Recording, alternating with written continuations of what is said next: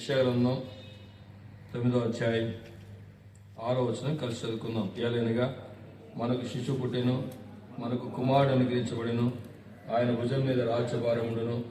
ఆశ్చర్యకరుడు, ఆలోచనకర్త, బలవంతుడైన దేవుడు, నీతులకు తండ్రి, సమాధానకర్త అధిపతి అని అతనికి పేరు పెట్టు. దేవుడు లేఖన భావములు మనందరి కొరకు దీవించి ఆశించి ప్రార్థిస్తున్నాం. ప్రేమల తండ్రి, చదివిన భాగములు దీవించి ఆశించండి. గతను క్షమించి నీ దాసుని మీరు బలపరిచి అభిషేకించి వాడుకుంటారు. కొద్దిసేపు నీ మాటలు ధ్యానించినట్టు మీకు ఉపనంతాన్ని అనుగ్రహించి నడిపిస్తాడు. చేయవచ్చిన బిడ్డలకు ఆత్మీయ కొరకులది, చుట్టుపక్కల ఉన్న ఆత్మీయ కొరకులు దాసులు వాడుకున్నాను. యేసు ప్రభు నామమున ప్రార్థించి అడిగి వేడుకుంటున్నాం తండ్రి. ఏలైనగా మనకు శిశువు పుట్టెను, మనకు కుమారుడు అనుగ్రహించబడెను. ఈ కుమారుడు ఎవరంటే యేసుక్రీస్తు ప్రభువారు. ఎందుకు ఈ కుమారుడు అనుగ్రహించబడను అంటే మనకందరికీ తెలుసు, పుత్రుడు పున్నామి నరకం నుండి తప్పించును. ఈ పుత్రుడు ఎవరంటే యేసుక్రీస్తు ప్రభువారు. నరకం నుండి తప్పించడానికి యేసు ప్రభువారు ఈ భూమి మీద కన్య అయిన మరియ గర్భమును ఆధారం చేసుకుని పరిశుద్ధంగా జన్మించాడు, పరిశుద్ధంగా జీవించాడు. ఏ తప్పు చేయలే, ఏ పాపము చేయలే. ఈ పరిశుద్ధులైన దేవుడు, పాపం లేని యేసుక్రీస్తు ప్రభువారు నన్ను ప్రేమించి నీ నా పాపముల కోసమై శిలువలో రక్తమంతా కార్చాడు, ప్రాణం ఇచ్చినాడు, చనిపోయి సమాధి చేయబడి తిరిగి లేచాడు. యేసు ప్రభు కార్చిన రక్తం ద్వారా మానవుని యొక్క పాపములు తీసివేయబడతాయి. నువ్వెవరైనా సరే, యేసు ప్రభు నేను పాపిని, నా పాపాలు క్షమించు, నీ రక్తంతో నా పాపం కడుగు, నా జీవితాన్ని మార్చని హృదయపూర్వకంగా నీ పాపాలు ఒప్పుకుంటే యేసు ప్రభు వారు నీ పాపాలు క్షమిస్తాడు, నీ జీవితాన్ని మారుస్తాడు, శాంతి సంతోషం నెమ్మది సమాధానం ఇస్తాడు, చనిపోతే పరలోక రాజ్యం ఇస్తాడు. ఇదే రక్షణ సువార్త. మీరు ఎక్కువగా తెలుసుకోవాలంటే మీకు దగ్గరలో ఇదే జోస్ కాలనీలో సియోను ప్రార్థనా మందిరం ఉన్నది, వనస్థలిపురంలో రండి, దేవుని మాట వినండి. ఆయన పేరేంటంటే ఆశ్చర్యకరుడు. ఎందుకు ఆశ్చర్యకరుడు అని పేరు పెట్టారంటే ఆయన అద్భుతాలు ఆశ్చర్యకార్యాలు చేసే దేవుడు అని. యేసు ప్రభువారు జీవించిన కాలంలో మొట్టమొదటి ఆశ్చర్యకరమైనటువంటి క్రియ లేదా అద్భుతం ఏంటంటే నీళ్లను ద్రాక్షరసంగా మార్చుట. నీళ్లను యేసు ప్రభువారు కానా వివాహంలో ద్రాక్షరసంగా మార్చడానికి మొదటి కారణం అంటే యేసును ఆయన శిష్యులను ఆ వివాహానికి పిలువబడుతూ వచ్చారు. ముగ్గురు ఇళ్లలోకి యేసు ప్రభువారిని ఆహ్వానించారు. దేవుడు వారి జీవితాల్లో, వారి కుటుంబాల్లో, వారి ఇంట్లో మూడంతల అద్భుతాలు చేస్తూ వచ్చాడు. ఆ తర్వాత దేనికి పనికిరాని 6 రాతి బాణలను దేవుడు గణపరచాలని ఆశిస్తూ వచ్చాడు. మానవుని యొక్క శరీరమే ఆ యొక్క రాతి ఘటము లేదా ఆ బాణ. అలాంటి బాణలను, తృణీకరించబడిన వారిని, పనికిరాని మనల్ని దేవుడు ఘనహీనమైన మనల్ని గణపరచాలని ఆశిస్తూ వచ్చాడు. ఎప్పుడంటే రాతి బాణల లాంటి జీవితం కలిగిన వారిని ప్రభు దగ్గరికి వచ్చిన ద్వారా ప్రభు ఆ ఘనకార్యం చేస్తాడు. మూడోది ఏంటంటే బాణలను నీళ్లతో నింపుట. నీళ్ళ గురించి మనం చాలా ధ్యానిస్తూ వచ్చాం. సరే, నీళ్లు దేవుని వాక్యానికి గుర్తుగా ఉంటున్నాయి. సరే, ఇప్పుడు ఈ నీళ్ళని ఏం చేయాలంటే నింపుట. నింపుట అనేది మనం ధ్యానిస్తున్నాం. మొట్టమొదటి రోజు చూస్తూ వచ్చాం నింపుట అంటే ఏంటంటే ఆశీర్వాదము. రెండో రోజు చూస్తూ వచ్చాం నింపుట అంటే ఏంటి, మర్చిపోయారు. 3 అర్థాలు చెప్పా. మొదటిది ఏంటి దేవుని చిత్తాన్ని కనుక్కొనుట. దేవుని చిత్తం ఏంటి? మొదటిది పరిశుద్ధంగా ఉంటా, రెండోది పరిశుద్ధతను కాపాడుకుంటా, మూడోది ఏంటి కృతజ్ఞత కలిగి చూస్తా. మనం 3వ రోజు ధ్యానిస్తా వచ్చాం. నింపుట అంటే ఈ యొక్క హాగరు ఏం చేసింది? తిత్తిని నీళ్లతో నింపుకుంది. నీళ్లతో నింపుకోవడానికి మొదటి కారణం అంటే తెరవబడుట, కన్నులు తెరవబడే. రెండోది ఏంటి చెవులు. మూడోది ఏంటి? నోరు తెరవబడింది. సరే, ఇప్పుడు తెరవబడిన తర్వాత అక్కడ జరిగిన సంగతి చదువుదామా? రండి. ఆదికాండం 21వ అధ్యాయం 19వ వచనం. మరియు దేవుడు ఆమె కన్నులు తెరిచినందున ఆమె నీళ్ల ఊట చూచి వెళ్లి ఆ తిత్తిని నీళ్లతో నింపి చిన్నవానికి తెరిచినందున ఆమె నీళ్ల ఊట చూచింది. చూడడం చాలా ప్రాముఖ్యమైనది. ఏం చూసిందంటే ఆమె ఊట చూచింది. ఏం చూసింది? ఊట. నీటి ఊట బైబిల్ గ్రంథంలో యేసు ప్రభు వారికి సాదృశ్యంగా ఉన్నది కనుక ఈ ఊట ద్వారా వచ్చే 3 ఆశీర్వాదాలు లేదా 3 ధన్యతను మనము చూసుకొని ఈ సమయంలో మనం ఊహించుకున్నాం. మొదటిది ఏంటంటే ఆదికాండం. ఈ 3 ధర్మశాస్త్రంలో రాయబడుతూ వచ్చినాయి. మొట్టమొదటిది ఆదికాండం 24వ అధ్యాయం 13వ వచనం. Book of Genesis chapter 24 verse 13. చిత్తగించుము, నేను ఈ నీళ్ల ఊట యొద్ద నిలుచుచున్నాను. నిలుచుచున్నాను. ఎక్కడ? నీళ్ల ఊట ఎదుట. నీళ్ల ఊట అంటే ఏమని చెప్తా వచ్చినాను? యేసుక్రీస్తు ప్రభువారికి గుర్తుగా ఉన్నది ఊట. ఈ నీళ్ల ఊట దగ్గర నిలబడుట. యేసు ప్రభు వారి ఎదుట ఎవరైతే నిలబడతారో వారి జీవితాల్లో అంత అద్భుతాలే జరిగినాయి. యేసు ప్రభు వారి ఎదురుగా వచ్చి నిలబడ్డారు, యేసుక్రీస్తు ప్రభు వారి వెనకల నిలబడ్డారు, యేసుక్రీస్తు ప్రభు వారి ప్రక్కన నిలబడినట్లు బైబిల్లో చూడొచ్చు మనం. ఈ నిలబడిన వారందరికీ దీవెనలు, ఆశీర్వాదాలు. నిలుచుట అంటే అర్థం ఏంటంటే వేచి ఉండుట అని అర్థం. ఉదాహరణకు మనం ఏదైనా ఒక ఆఫీసర్ దగ్గరికి లేదా ఒక ఎంఆర్ఓ దగ్గరకో లేదా ఒక ఆఫీసర్ దగ్గర మనం పని మీద వెళ్ళాం, వాళ్ళు సంతకం పెట్టాలా, మనం ఏం చేస్తామంటే నిలబడుకోవాలి, వేచి చూస్తాం, నిల్చొని ఉంటాం. ఏమైనా నిలబడుకున్నాం అంటే సార్ గారు కొద్దిసేపు ఉండమన్నారు, కూర్చోవచ్చుగా, కూర్చో. ఎందుకు చెప్పు? నిలుచుట అంటే ఏంటి? వేచుట. బైబిల్ రాబడింది, యెహోవా యొద్ద కనిపెట్టుకునేటము ఆయన నీ హృదయం ఆంఛలు తీరుస్తాడు. వేచి ఉండాలా, ప్రభు దగ్గర కనిపెట్టాలా. అనేక సార్లు మనం దేవుని దగ్గర కనిపెట్టడానికి కష్టపడతా ఉంటాం. ప్రభు ఊరికే ఉండండి చూడండి అంటే సార్ మనం ఏం చేస్తామంటే ప్రభు చేసేంత వరకు కుదరదు కదా, మనమే చేద్దాం, మనమే పునుకుందాం. అనేక సార్లు మానవుడి యొక్క నైజం ఏంటంటే ప్రభు వేచి ఉండమనేంత వరకు వేచి ఉండము. దేవుడు మనల్ని వేచి ఉండు అని చెప్తే మనం వేచి ఉంటే అద్భుతాలు చాలా జరుగుతాయి. మనం ప్రార్థన చేసినా, మనం మొరపెట్టినప్పుడు ప్రభు దగ్గర నుంచి 3 సమాధానాలు వస్తాయి. మొదటి సమాధానం ఏంటి తెలుసా? ఎస్, ఓకే, డన్ అంటే వెంటనే నీ ప్రార్థనకు జవాబు. రెండోది ఏంటి తెలుసా? నో. ఎందుకు నో అంటాడంటే అది నీకు అవసరం లేదు, దాని ద్వారా నీకు నష్టం వస్తుంది. మూడోది ఏంటి తెలుసా? వేచి ఉండు. వెయిట్. వేచి ఉంటే అద్భుతం, వేచి ఉంటే ఆశ్చర్యం, వేచి ఉంటే ది బెస్ట్. అర్థమవుతుందా?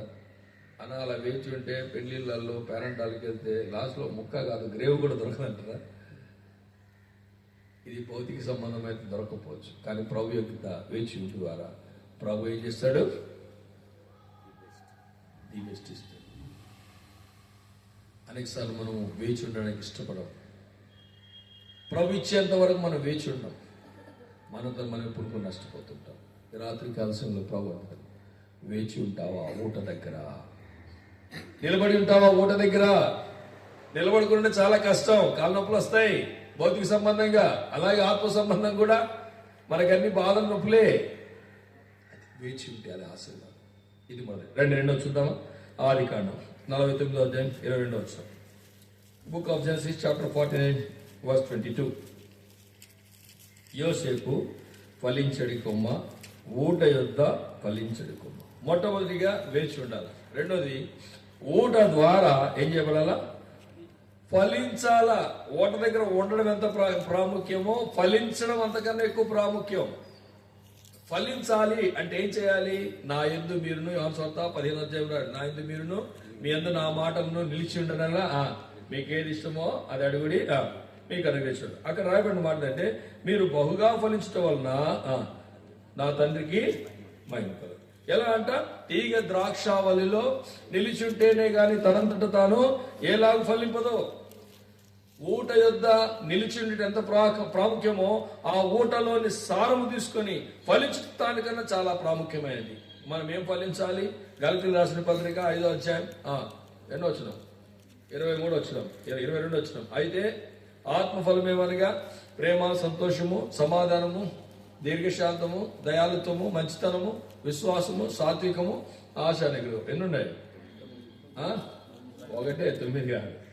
ఆత్మఫలం 1, 9 అందులో భాగాలు.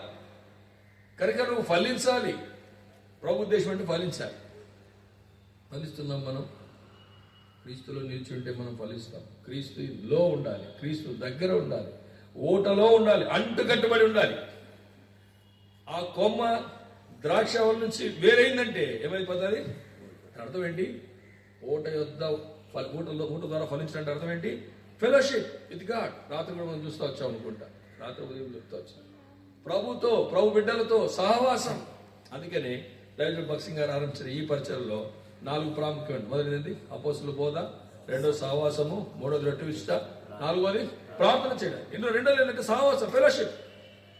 మనం సహవాసం కలిగి ఉండాలి. అన్నీ ఉంటాయి, ప్రతి విషయంలో సహవాసం కలిగి ఉండాలి. భోజనం దగ్గర సహవాసం కలిగి ఉండాలి, వాక్యంలో సహవాసం కలిగి ఉండాలి, ప్రార్థనలో సహవాసం, అన్ని విషయాలు. చాలా మంది కుటుంబాల్లో అయితే ఫెలోషిప్ ఉండదు. ఏ రోజు కూడా చాలా మంది పిల్లలు తమ తల్లిదండ్రులతో భోజనం చేసిన దాఖలాలు ఉండవు. ఎందుకు? ఒకవేళ తల్లితో భోజనం చేస్తారు, ఇంకా తండ్రితో భోజనం చేయరు చాలా మంది. ఎందుకంటే వాళ్ళకున్న బిజీ షెడ్. నో, కలిసి ఉండాలి. కనుక ఫలించుట అంటే ఏంటంటే అంటు కట్టబడి ఉండట. అంటు కట్టబడి ఉంటేనే ఫలిస్తాం. రండి, 3వది చివరిది. ఇది ఉపదేశకాండం 8వ అధ్యాయం 7వ వచనం. Deuteronomy chapter 8:7. నీ దేవుడైన యెహోవా నిన్ను మంచి దేశంలో ప్రవేశపెట్టును. అది నీటి వాగులను, లోయల నుండి, కొండల నుండి పారు ఊటలను, అగాధ జలములను గల దేశం. 3వది ఊటలు, అగాధములు గల జలములు గల దేశం. అంటే ఊటతో ఉన్న దేశం. ఈ దేశంలో ఏముందంటే ఊట ఉంది. ఊట అంటే ఏం చెప్పాను? ఊట అంటే ఏం చెప్పాను? యేసు ప్రభు జీవపు ఊట. యేసు ప్రభు చెప్పండి, ఎవరు? జీవపు ఊట. మన ఊట మామూలుగా భూమి మీద ఉండే ఊట ఎప్పుడైనా ఎండిపోదు, కానీ జీవపు ఊట ఎండిపోదు. యేసుక్రీస్తు ప్రభు వారు జీవపు ఊటగా ఉన్నాడు. ఈ జీవపు ఊట అయిన యేసు ప్రభు మనకి ఇచ్చేది ఏంటి తెలుసా? దేశం. ఏ దేశం అది? పరలోక రాజ్యం. అంటే జీవపు ఊట యొద్ద నిలిచుడు ద్వారా, జీవపు ఊటలో సహవాసం కలిగి ఫలించడం ద్వారా చివరిగా మనం ఎక్కడికి వెళ్తామంటే జీవపు ఊట కలిగిన దేశంలో మనం స్వతంత్రించుకోవాలి. ఆ యొక్క దేశం ఏంటంటే పరలోక రాజ్యం. ఆ పరలోక రాజ్యానికి నువ్వు వెళ్ళాలని యేసుక్రీస్తు ప్రభువారు ఈ భూమి మీద 2025 సంవత్సరముల క్రితం పరిశుద్ధంగా జన్మించాడు, పరిశుద్ధంగా జీవించాడు. ఏ తప్పు చేయలే, ఏ పాపము చేయలే. ఈ పరిశుద్ధులు పాపం లేని యేసుక్రీస్తు ప్రభువారు పాపి అయిన మానవుడైన నిన్ను ప్రేమించాడు. నీ కొరకే శిలువలో రక్తమంతా కార్చాడు.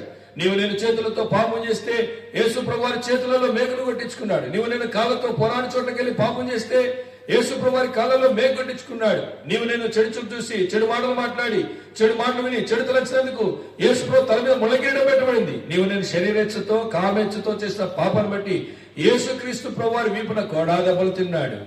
ప్రక్కన బలముతో పొడిపించుకున్నాడు. తల మీద ముళ్ళకిరీటం పెట్టించుకున్నాడు. నీకోసమే నిన్ను ప్రేమించి నీ కొరకై శిలువలో రక్తమంతా కార్చాడు. ప్రాణమిచ్చి చనిపోయి సమాధి చివరి తిరిగి లేచాడు. యేసుక్రీస్తు ప్రభువారు కార్చిన రక్తం ద్వారా నీ పాపములు తీసివేయబడతాయి. యేసు ప్రభువా, నేను పాపిని, నా పాపాలు క్షమించుంటే చాలు, నీ పాపాలు క్షమిస్తాడు. నీ జీవితాన్ని మారుస్తాడు. శాంతి, సంతోషం, నెమ్మది, సమాధానం ఇస్తాడు. చనిపోతే పరలోక రాజ్యం ఇస్తాడు. ఆ రాజ్యం ఏంటంటే ఊట, జీవపు ఊట కలిగిన రాజ్యం. ఈ రాత్రికాల సమయంలో ఆ రాజ్యంలో నువ్వు ఉండాలని ప్రభు ఆశిస్తున్నాడు. ఇక్కడ కూర్చుని ఆ రాజ్యంలో వారసురాలు కాకపోతే ప్రభు నేను పాపిని, నన్ను క్షమించినడు, ప్రభు నిన్ను క్షమిస్తాడు. రండి, ద్వితీయోపదేశకాండం 33వ అధ్యాయం 28వ వచనం. Deuteronomy chapter 33 వస్తుంటే, ఇశ్రాయేలు నిర్భయంగా నివసించును, యాకోబు ఊట ప్రత్యేకింపబడును, అతను ధాన్య ద్రాక్షారసములు గల దేశంలో నుండును, అతనిపై ఆకాశపు మంచును. యాకోబు ఊట. ఎవరు యాకోబు ఊట? యేసు ప్రభు. ఇశ్రాయేలు. యాకోబు ఏం చేయబడ్డాడు? ఇశ్రాయేలుగా మార్చబడ్డాడు. ఇశ్రాయేల్లో ఎన్ని గోత్రాలు ఉన్నాయి? 12 గోత్రాలు. 12 గోత్రాలు 4వ గోత్రం ఏది? యూదా గోత్రం. యూదా గోత్రంలో ఎవరు వచ్చారు? ఊట. ఆ ఊటను మనం కలిగి ఉండాలని ప్రభు ఆశిస్తాం. అటు కృపను దేవుడు మనకు దయచేయగలరు. ప్రార్థన చేసుకో. రండి, దర్శనం రెడ్డి గారు ప్రార్థిస్తాం.